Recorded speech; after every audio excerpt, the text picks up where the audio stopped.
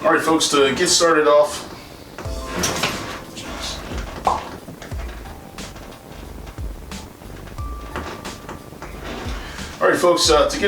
talking about the personality disorders in particular, we're going to look at the cluster A disorders. And the first one here is paranoid personality disorder. If you remember about cluster A, one of the things that it's kind of called is the odd and eccentric cluster. This is because many of these disorders, a lot of the criteria here are going to just look like an odd person. And you'll see more of that really with the schizoid and then certainly the schizotypal personality disorder. The paranoid personality disorder shares some of that, and we'll talk about that here in a second. But really it is a bit different than the odd and eccentric label that you get with the other two. The reason it is grouped here again is thinking about these three disorders as perhaps a type of schizophrenia precursor or sort of a schizophrenia light, separated into these three possible categories. That was their original thinking here. But in fact, what you'll see is that when we look at these, one of the diagnostic criteria really tries to rule out a dual diagnosis or a comorbid diagnosis of schizophrenia in any one of these cluster A personality disorders. And you'll see there is this kind of subtle but distinct difference from some of the delusional pieces that you see in these cluster A disorders from what you'll see in schizophrenia. So to start off, let me just read through the diagnostic criteria here, and then as we get to each of the numbers, I'll just talk to you about what that means, and then we'll go from there. So diagnostic criteria for paranoid personality disorder, this is on page 649 of your DSM. If you're following along, it says a pervasive distrust and suspiciousness of others, such that their motives are interpreted as malevolent, beginning by early adulthood and present in a variety of contexts as indicated by 4 or more of the following. So again, this kind of paragraph descriptor at the front, this A piece is really kind of just setting the tone for it, kind of giving you an overall description of what's going on for these folks. And what they're trying to describe here is that this is the type of individual, this is a type of personality where they're really going to read into everything that a person is saying, everything that a person is doing, and what they're going to read into that and think is that you're out to get them in some way, that you're trying to hurt them in some way, that you're trying to cause them some type of trouble. And there is a sort of a similarity between the paranoid personality disorder and the antisocial personality, the antisocial disorder. Antisocial, strike that completely.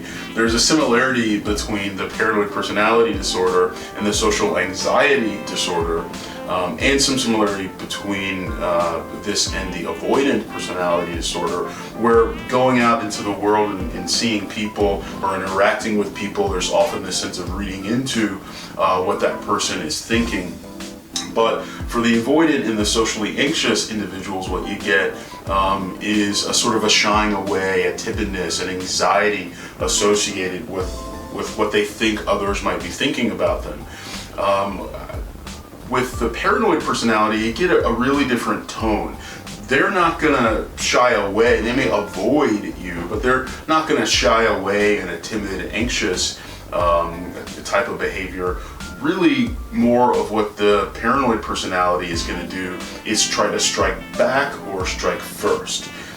There's kind of this meanness, for lack of a better term, there's sort of this meanness that you see with the paranoid personality, that they're not going to take your shit is how they see it, at least, right? And so they're going to lean into their paranoia, but they're going to get at that. They're going to interact with people who they have this suspicion about in a way that is mean, and I know what you're up to, and I'm not going to let you get away with it, right? It's more of this type of behavior than it is this sort of, oh no, they might think that my shoes are stupid, or they might not like whatever it is, right? So they're not going to have this timid, they're really going to want to fight back about it. Okay, so number one, reading through the criteria. So 4 indicated by 4 or more. There are 7 of these. Number one is suspects without sufficient basis that others are exploiting, harming, or deceiving him or her. So often the first criteria, and there are some cases where I'll let you know that I at least feel differently, but often the first criteria is the one that really sort of sets the tone. It's the one that kind of highlights what the disorder is most known for, or is kind of the most diagnostic feature. I imagine what they've done here is when they ran some sort of factor analysis, they've probably listed these in terms of their factor loadings, which just means the strength of the association or the strength of the correlation to the broader disorder. So this first one suspects without sufficient basis that others are exploiting, harming, or deceiving him or her really gets at the heart of it. This is mostly what they're doing. They're being very suspicious. They think that people are trying to harm them. They're going to read into those messages to kind of prove their own ideas of that. Number 2 is preoccupied with unjustified doubts about the loyalty or trustworthiness of friends or associates. So they're often going to spend a lot of time thinking or wondering or suspecting that people connected to them, that their friends, the people that they know, are trying to hurt them in some way, or they're at least going to be wondering about that. Why did she say that to me? Why did he look at me that way? Why didn't he show up when he said he was going to show up, right? Does he really not want to be here? Does he really hate me? I knew it, right? And so they're going to have this type of wheel spinning, even in the absence of the people around them. They might spend time thinking about, well, what is it that they're doing to try to hurt me now, or reading into something that had happened in the past. Number 3 is reluctant to confide in others because of unwarranted fear that the information will be used maliciously against him or her.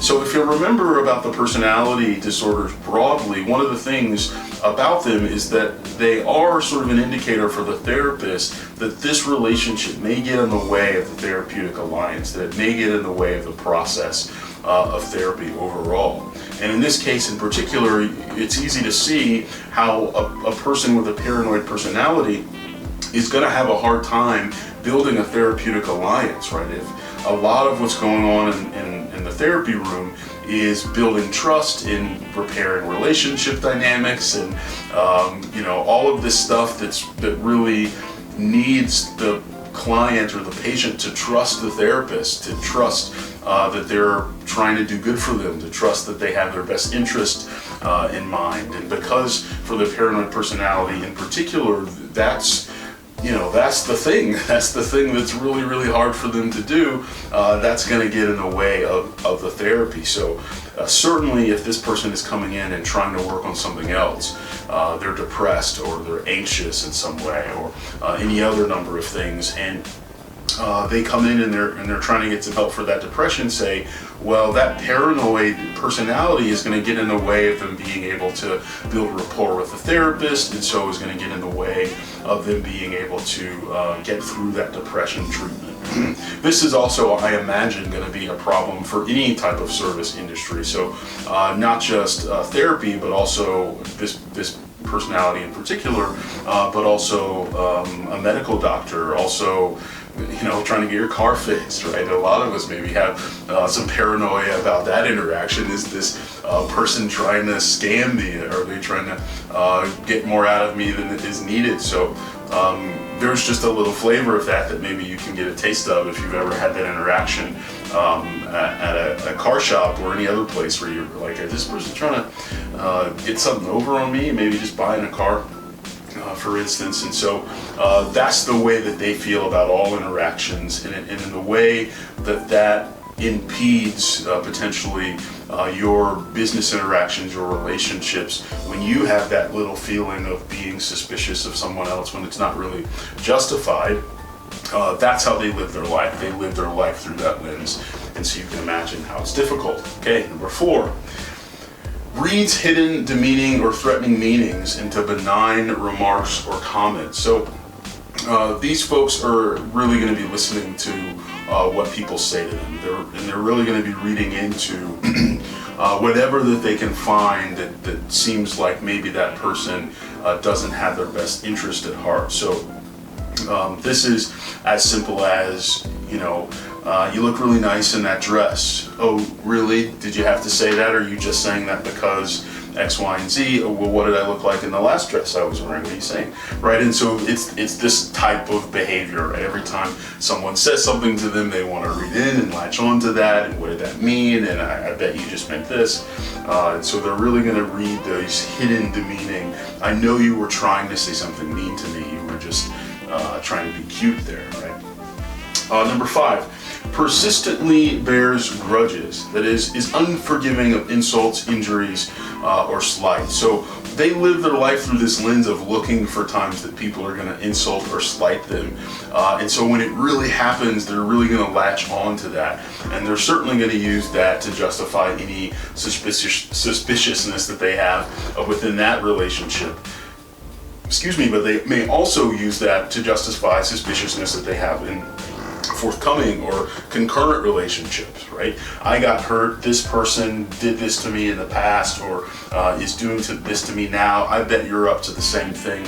I bet you're going to be just like, right? And so they're going to have this way of not only using that insult, that slight, something that's happened to them in the past. They're not only just going to latch onto it and use it against or toward the person who it came from. They're also going to be really suspicious. They're going to use that as justification for their paranoia about how other people work in that same area. So again, really going to latch on to that piece. Number 6, perceives attacks on his or her character or reputation that are not apparent to others, and is quick to react angrily or to counterattack. So here's that kind of mean piece I was talking about, this tendency for this type to counterattack or to be angry rather than to be timid or afraid or to back off, right? And so that's going to be the real, almost tonal difference that you'll see with a paranoid personality versus a social anxiety disorder, again, where that person really is going to back off. The paranoid person, again, may avoid, but not in the sense of, oh, I don't want to go over there, but more in the sense of, listen, I know that they're just going to say some nasty stuff to me, so I'm not going to go there anymore. Screw them. And it's more of that attitude than it is that, oh, I wish they liked me more.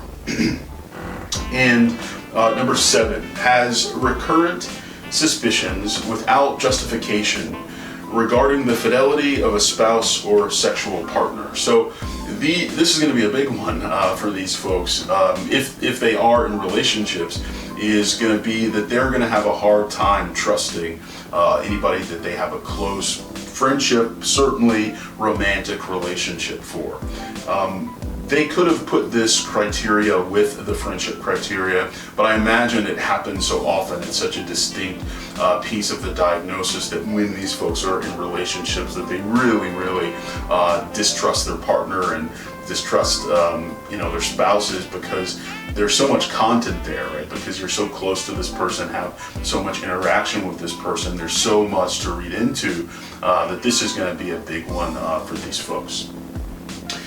So there's just a couple of notes here, and I already covered one of them, which is to say, does not occur exclusively during the course of schizophrenia or a bipolar diagnosis or a depressive diagnosis with psychotic features or another psychotic disorder, right? So this is where they're really trying to distinguish between here a paranoid personality disorder and any of those other kind of near psychotic or psychotic disorders that could lead to this type of paranoia.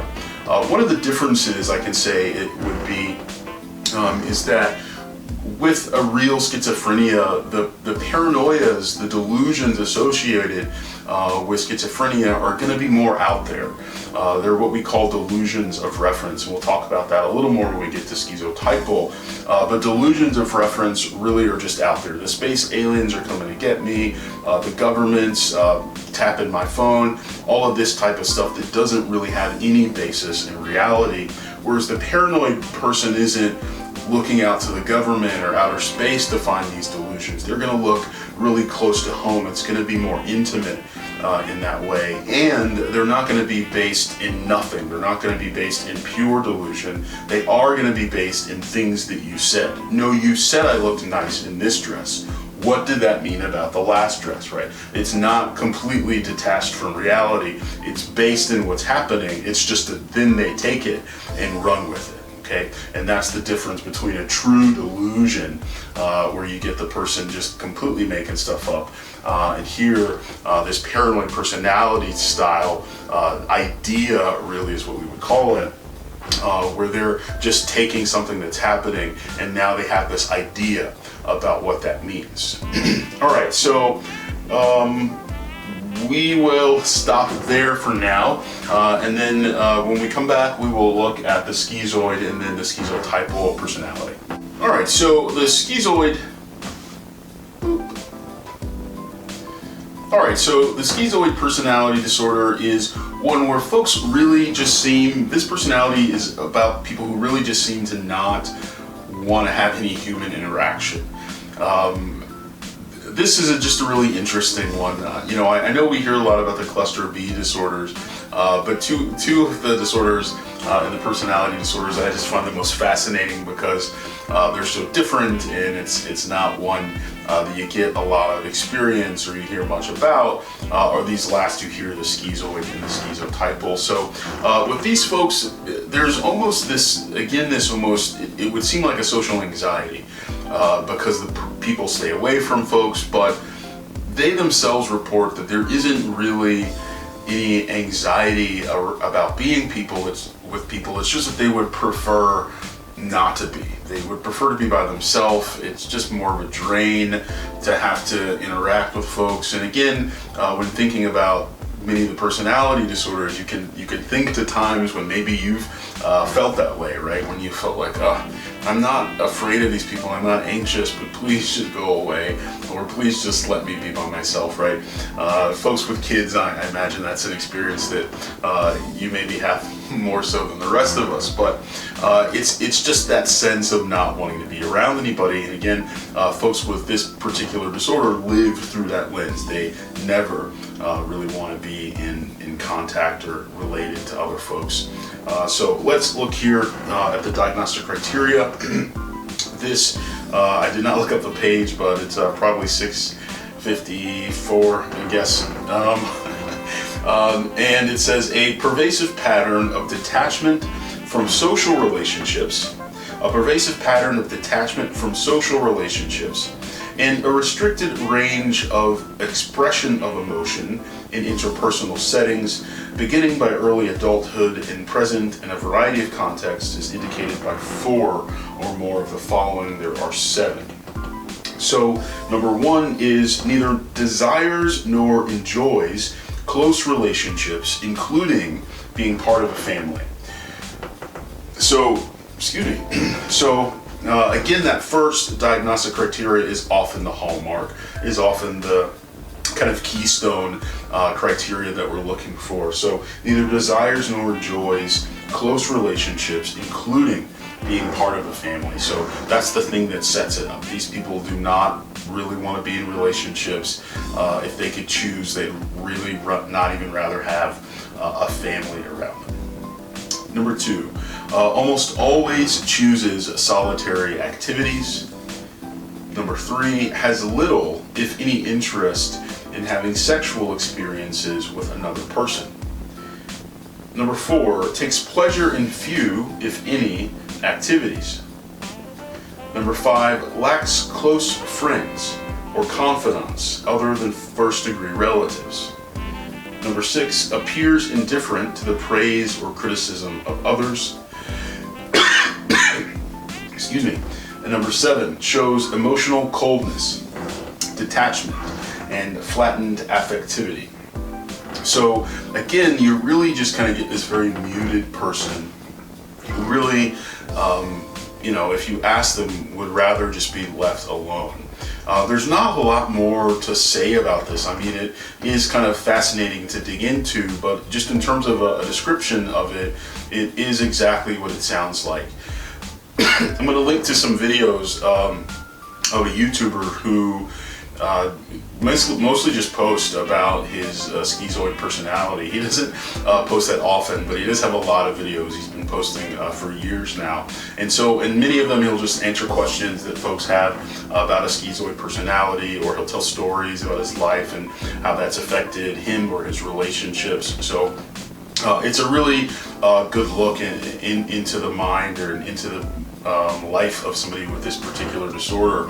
One of the things that's kind of fascinating, and it may be just this particular case, this is something I can say I haven't had a lot of experience with, but one of the things that fascinates me about this particular person I'm going to show you is that you'd never know, and he talks about that, right? That this isn't something that you'd necessarily know about a person, because it really is almost just more of this mindset. I mean, you might notice that they're pretty mellow and that there's not a lot that they seem to be interested in or up to, but just in terms of kind of a day-to-day interaction with them, you probably wouldn't necessarily notice that they had this particular personality disorder. So.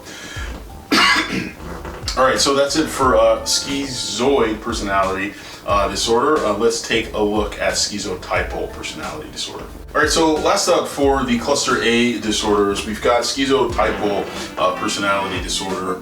This one I find really fascinating, and the best way to just describe it is that these folks are just odd. They really do make up the odd and really the eccentric portion of this descriptor for cluster A, and there's really no better way to say it other than to just say that they're odd. You'll see what I mean when I show you the examples, or if you look at the examples that I'll leave down in the description. But for now, we will look at the diagnostic criteria, and it's tough to get a sense of what they're trying to describe, but they let you know how to, of course, to diagnose it. But again, you're really going to have to see it to get a sense of the tone, right? To get a sense of this character. So, diagnostic criteria. Again, I didn't write the page down, so I don't know, 657. That's my guess. A pervasive pattern. A pervasive pattern of social and interpersonal deficits marked by acute discomfort with and a reduced capacity for close relationships, as well as by cognitive or perceptual distortions and eccentricities of behavior beginning by early adulthood and present in a variety of contexts as indicated by 5 or more of the following. There are 9. So one of the things that they say here up front is that the disorder is defined by a lack of close relationships.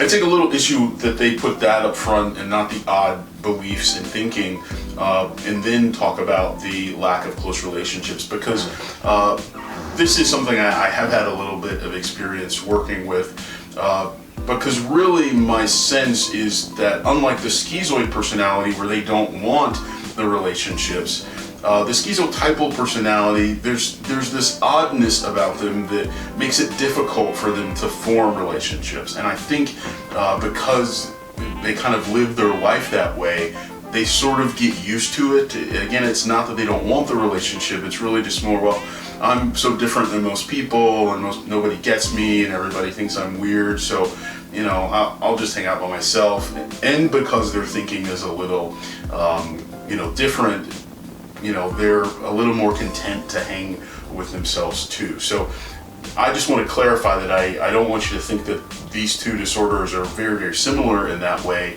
They share that sense of separation from others. One is because the person doesn't want it with the schizoid, and the other is because the schizotypal, it's just a little bit difficult for them to form good relationships. All right, so the criteria themselves, number 1, ideas of reference, excluding delusions of reference. So what the hell does that mean? Ideas of reference is something I've never really seen this used anywhere else except for this description of the schizotypal personality. So I know that it can sometimes happen in schizophrenia. I'll tell you about it. So ideas of reference, here's the definition that I have. This did just come from Wikipedia. It says, ideas of reference describe the phenomenon of an individual experiencing innocuous events or mere coincidences and believing they have strong personal significance. Right? So experiencing innocuous events or mere coincidences and believing that they have strong personal significance. It is the notion that everything one perceives in the world relates to one's own destiny. Usually, I don't even want to say this, the definition here says usually in a negative or hostile manner.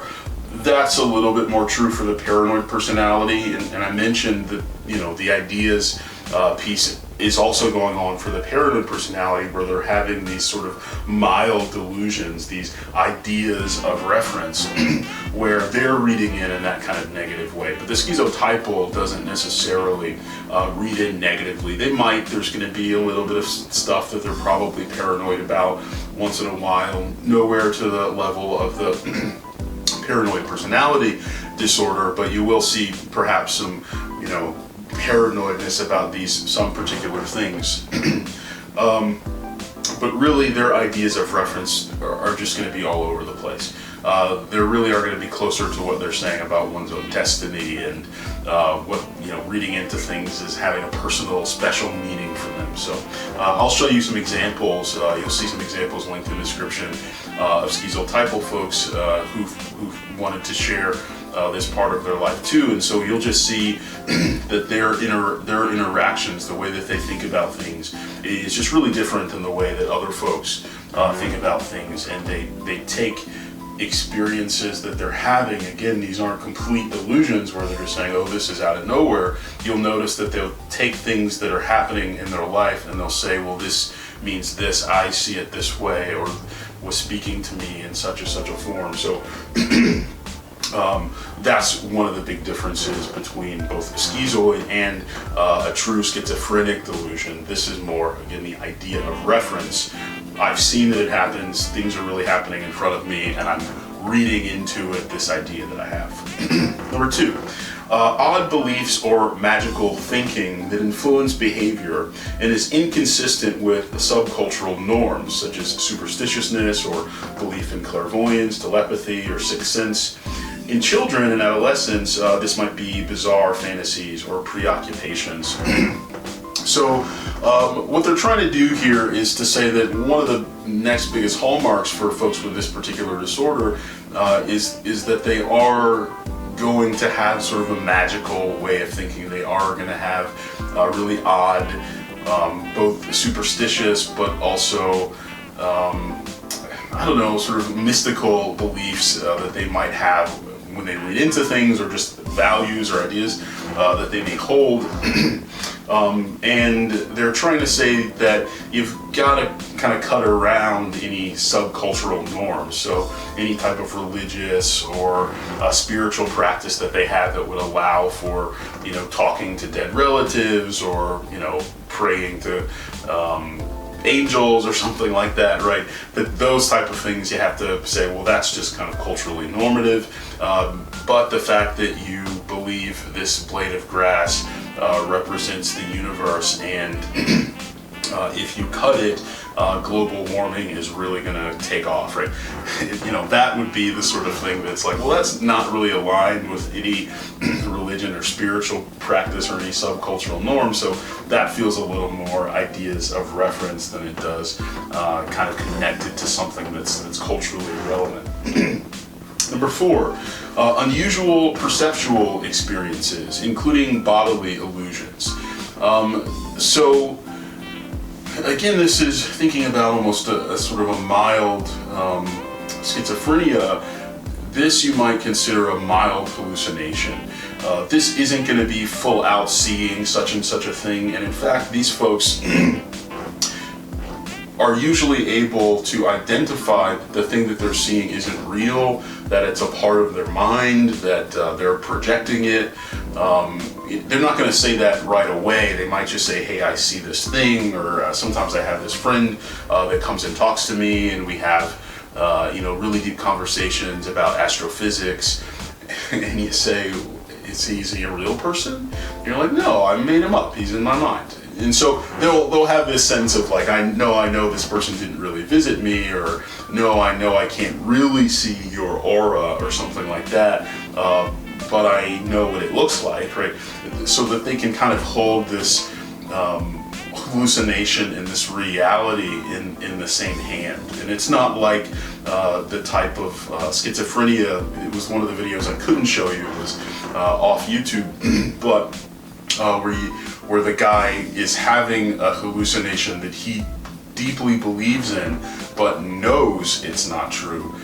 This is a person who doesn't believe in the hallucination and knows it's not true, such that they say, no, it's not real, I don't believe it's there, but I do still see it, or I can still talk to it, right? And it's a strange space for us to occupy, but they're able to do that. Okay, so number 4, odd thinking or speech. Vague, such as vague, circumstantial, metaphorical, over elaborate, or stereotyped.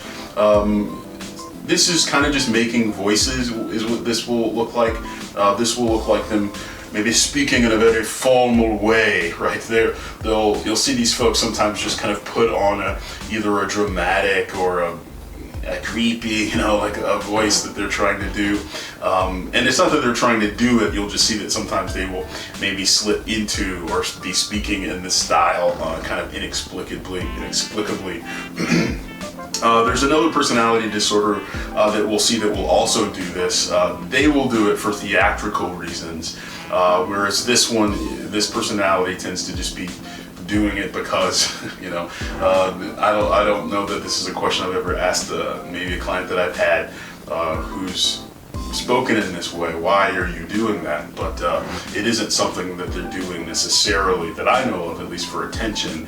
I think it's maybe just for effect or just how they're feeling. In any case, number 5, suspiciousness or paranoid ideation. So again, this is going to be kind of connected to the paranoid personality, which is also in this cluster. So they will sometimes have some mild suspiciousness or paranoia about their interactions with people. Paranoia, by the way, always refers to interactions with people, or sort of thinking people are trying to hurt you, right? Or something is trying to hurt you. It could be an alien, but it's not. You wouldn't be paranoid that. I don't know, that word gets used sometimes and mixed up with anxiety, where paranoia really is about this almost interpersonal piece of this person is trying to do something to me. I'm paranoid about that. And so you'll see this here with these folks as well, where they'll be paranoid sometimes. And sometimes this can, in my experience, can look a little more like social anxiety. It's not going to be the type of paranoia, or it's not going to at least come across the way that it does for the paranoid personality disorder, where they're kind of striking back. This paranoia is a little more timid making, right? Again, thinking closer to that schizoid personality who doesn't really want to be with people. This paranoia is more, they're going to think I'm weird, I'm just not going to go type of a thing. And again, that's in my experience. So number 6, inappropriate or constricted affect. So you only saw constricted or flattened with a schizoid. With a schizotypal, they may be expressive emotionally, but what you'll see sometimes is that they're laughing at inappropriate times, or they're upset or angry at certain things that other people don't get upset or angry about. Okay, number 7. Behavior or appearance that is odd, eccentric, or peculiar. They're just going to dress weird. They're not going to necessarily be as kind of aligned, or what's the social psych word? They're not going to conform necessarily to what folks around them are wearing. They're not necessarily going to strongly conform to social norms, right? So they may just wear strange hats or strange kind of jewelry, or weird shirts, or just different things like that.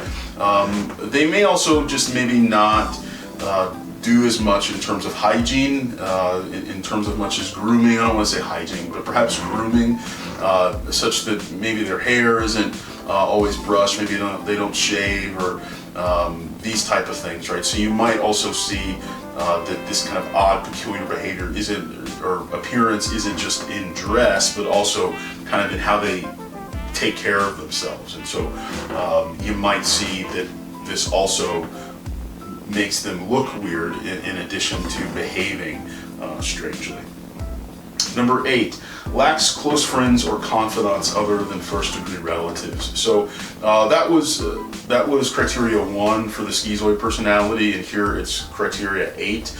So again, I don't know why they made that first when they're kind of given the description of that of this personality disorder, that they made it the first thing they talk about is the relationships piece. I really do think it's down here where it belongs in terms of the actual criteria, because again, this really feels more like a byproduct to me in terms of people that I've worked with. They seem to want relationships, they seem to be open to them, but it's often just hard, you know, for them to find these relationships. And so they may lack close friends or confidants, but I wouldn't say it's because they don't want them, right? Number 9, excessive social anxiety that does not diminish with familiarity. It tends to be associated with paranoid fears rather than negative judgments about the self. So again, that idea of those paranoid ideations coming through with this personality disorder that aren't going to look like the paranoid personality disorder version, right? So it's not going to be this angry, mean, counterattack paranoia. It's going to be, oh no, is he trying to do something mean to me? Is this guy trying to hurt me?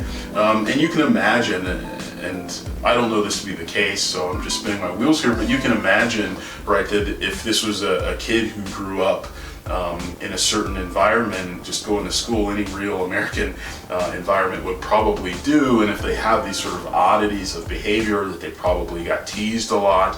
And if you know people, or you yourself were teased a lot, you probably know that makes you kind of paranoid, that makes you kind of suspicious. And so this too, I wonder if could be a bit of a byproduct, that paranoia, they're already a bit prone to it, but because of the way people treat them in their life, they sort of ramp that up, right? They're a little more paranoid than they would be otherwise.